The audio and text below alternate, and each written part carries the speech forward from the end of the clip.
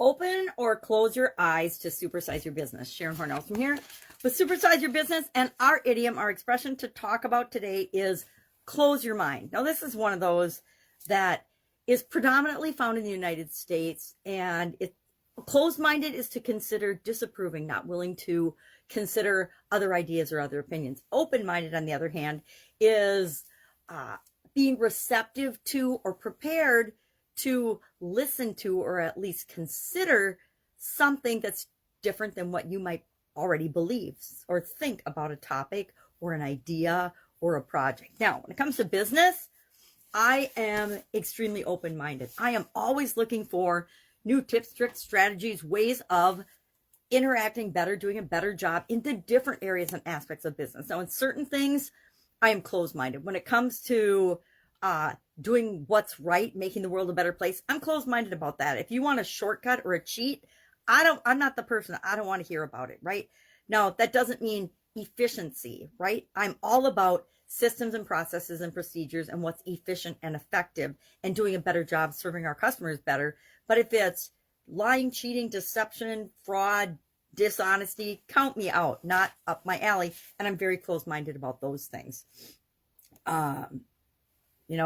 Rules and regulations, we create our own, and I'm all for creating our own. And once we create them, we still re-look at them at least on an annual basis to make sure that they still make sense. So some things we'd be closed-minded about, and that's important, are our end vision, what we want, what the picture is of what we're trying to create. We want to be focused, and focused isn't closed-minded, is it? Focused is we're clear about what we want and where we're going, but how we're going to get there, we want to be really flexible and open-minded about.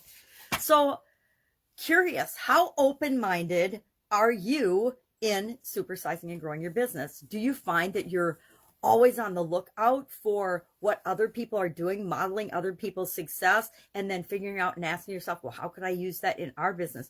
Or are you closed-minded? This is the way we've always done things in our industry. This is the way I'm going to do them too, and I'm not even going to consider or look for other ways of doing things. And for some industries, that's important. When I think of when people's health and well-being are at stake. So when I think of pharmaceutical companies, the food industry, I spent 35 plus years in the food manufacturing industry as an Italian food manufacturing business owner. There are no shortcuts. As far as I'm concerned, when it comes to food safety and sanitation and things, we don't shortcut that ever. We never do anything.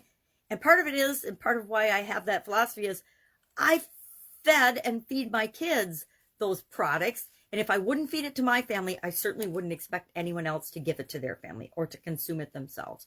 And that's just my closed-minded bottom line philosophy. No one is going to change my mind about that. So there's things that we are flexible on and open-minded about, and there's things that we're not. It depends on how close a match it is to me, to my core values. If it's something that's core to my being and who I am and my identity, nobody's going to change my mind about that unless I decide to change my mind, right? It's unlikely that anybody outside of us is going to change our mind about anything. We are the only ones that can change our mind. It reminds me of the poem or the phrase, I can't remember where it was or who said it, but a mind changed against its will is of the same opinion still. Our parents used to pressure us to do things. My ex-husband used to pressure me to think and feel and do things in a certain way.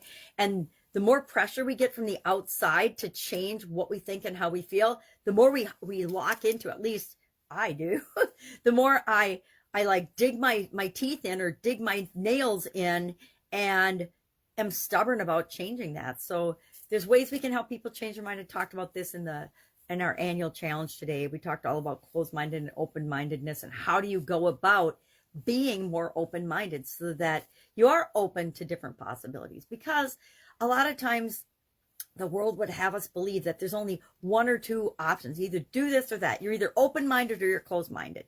Well, that's poppycock, right? We are not one or the other. We are situational human beings. And if the situation changes, our thoughts, our feelings, and beliefs about it are likely to change as well.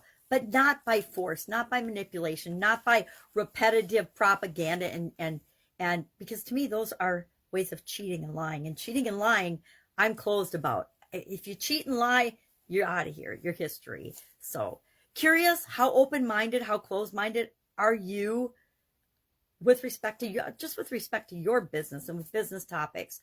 Are you open to looking for ways to grow and build and supersize your business? Or are you in an industry and a business that's pretty much, this is the way it is, and this is how we do it, and this is how we're going to do it? Curious, share in the comments below. I definitely have said open-minded and closed-minded to different human beings before.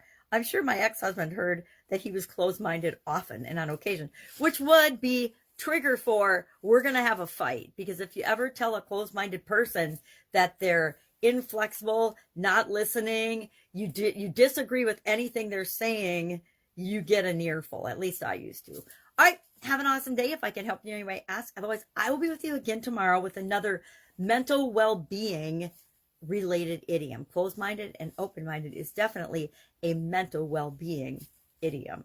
And we all probably have personal experience with that. All right, catch you tomorrow.